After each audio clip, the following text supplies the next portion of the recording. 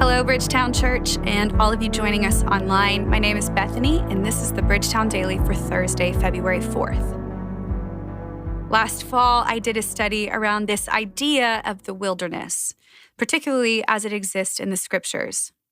Now, it's something I've known about and thought about for years, whether it be in seminary or in Bible studies. But as I was prepping for a class around silence and solitude, I realized that I didn't know as much as I wanted to.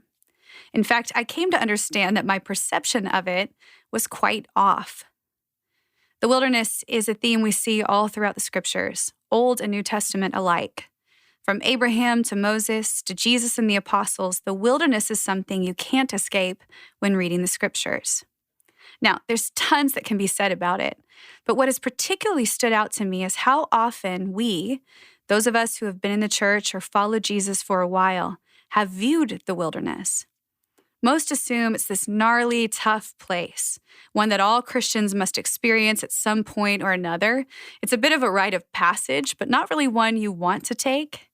It's often viewed as the place where we suffer or hold on or even white-knuckle it, even a place where we endure the absence of God's presence. And while it can certainly be and feel like all of those things, I've been wondering if that is what the desert was really intended to be. In the Exodus story, for example, we see elements of hardship and heartache as they wandered for 40 years in the wilderness. But in their story, is there more that meets the eye? And if there is, how is it supposed to inform how we live? In Matthew chapter 3, we read about the time when Jesus was led into the wilderness. Starting at verse 13, we read that Jesus came from Galilee to the Jordan to be baptized by John. But John tried to deter him, saying, "I need to be baptized by you, and do you come to me?" Jesus replied, "Let it be so now. It is proper for us to do this to fulfill all righteousness." Then John consented. As soon as Jesus was baptized, he went up out of the water. At that moment, heaven was opened, and he saw the Spirit of God descending like a dove and alighting on him. And a voice from heaven said, "This is my Son, whom I love. With him I am well pleased." Then in chapter 4, verse 4, we read that Jesus was led by the Spirit into the wilderness to be tempted by the devil. After fasting 40 days and 40 nights, he was hungry. The tempter came to him and said, "If you are the Son of God, tell these stones to become bread." And Jesus answered, "It is written, man shall not live on bread alone, but on every word that comes from the mouth of God." Now, what's a standout here is that immediately following his baptism and his affirmation by the Father, Jesus heads directly for the wilderness upon the Spirit's prompting. Now, that word wilderness in Greek is eremos, which can be simple enough on the page, but the word actually has a variety of meanings. Here it can be translated the wilderness or the desert, but it can also be translated as the lonely place. Now, there's tons to unpack even in a short text like this one, but what drew me in here in particular was this interesting line: Jesus was led by the Spirit. Honestly, when I read that, it was like I was seeing it for the first time, and it made me wonder and even ask, why would the Spirit lead Jesus into the wilderness, to that dark and desolate place? Sure, to confront Satan and temptation as the story goes, but why the wilderness? Many of us read these conditions as Matthew's way of creating a vulnerable scene for Jesus. We read it as though Satan arrives when Jesus is weak. 40 days alone, nothing to eat. Watch how strong Jesus is going to be. I mean, he's God after all. I don't know about you, but I would be far from my best self 40 days without eating. But it seems that's not the case with Jesus. You see, in my study, I learned that most scholars would actually argue that the eremos does not represent a state of weakness, but instead the place of strength. So yes, while Jesus was strong, it was because of the desert, not in spite of it. And this blew my mind. As I reread the story through this lens, everything changed.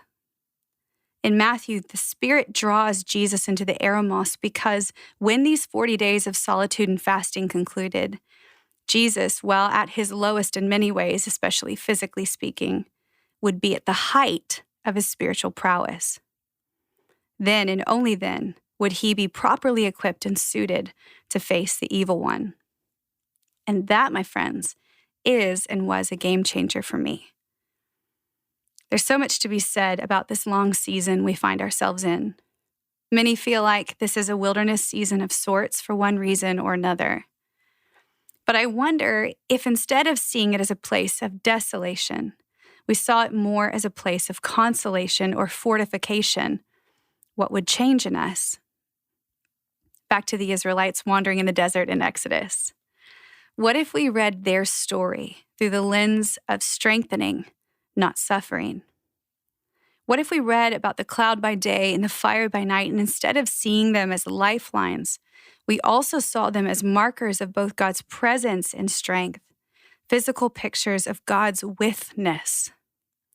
Or looking over at Paul's time in the wilderness before his ministry began, what if we read that less as a place to be purified or sorted out and more as an act of consecration for the empowerment of his mantle and calling? What would change for us, for you, if you saw your wilderness season as a place where God wanted to strengthen you? What would you welcome differently? Would you, instead of resisting, embrace what is in front of you with new vision, hope, and even a different perspective? All throughout the Gospels, we see Jesus, our rabbi, return to the Eremos again and again. We read that he wakes up early to go to the Eremos, that he leaves his disciples and goes to the Eremos, that he even leaves the crowds and heads for the Eremos, which means that there is something there for us, something that reaches beyond survival and has the deep capacity to bring us strength. Someone who does not just want to keep us alive, but who also wants to help us thrive. There is a place for purification in the wilderness, but it always has purpose. Things must be stripped away, but only to lighten our load enough to keep us in step with the Spirit. I don't know where this hits you today, but my prayer is that you would welcome a perspective change as it pertains to your wilderness. That you would be bold in embracing all that the wilderness has forced you to see and know. And that you would, with faith, look for the strengthening work of God in your life, knowing that you are never actually alone, even in the lonely place.